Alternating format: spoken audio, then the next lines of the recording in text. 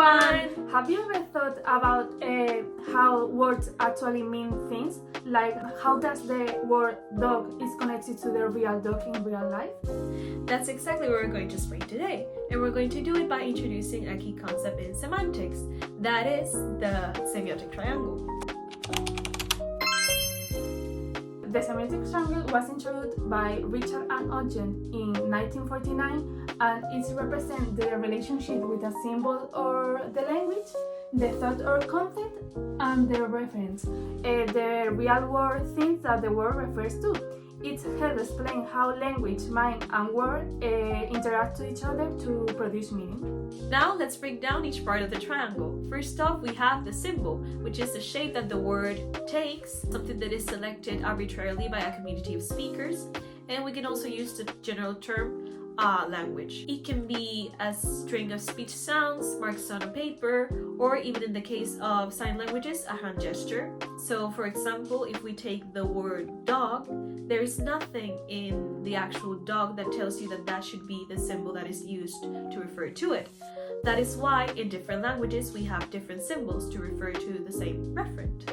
Now we have thought, which is the concept we have in our mind or the mental image or representation of a specific meaning. It can be considered a misleading level because our speech is more often spontaneous. The process is leading to our speech should not be limited simply as thinking, but also emotion or volition. Some linguists use the more neutral term psychology.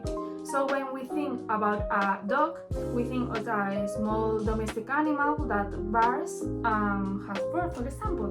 So this is our concept of a dog. And finally, the referent, which is whatever things, events, or situations in the world symbols are about. The world of reference must not be thought of, though, as world of real external entities, but also as a world of representations that are projected by the mind. And also the referent is context dependent, which means that each time the word is uttered, it may refer to a different referent. So for example, if I say that dog over there is cute, I'm referring to that particular dog, which may be different than if I say my dog is cute.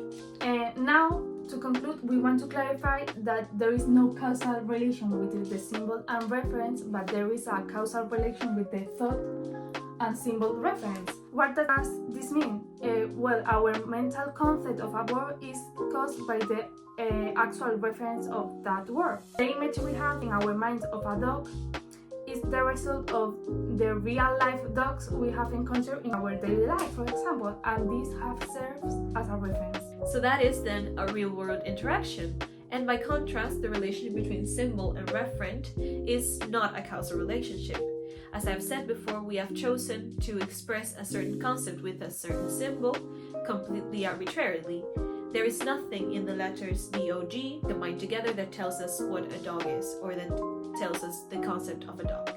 Alright, so after this explanation, I hope you have a clear notion of how the semiotic triangle works and how it helps us to understand meaning. Thank you so much for watching this video.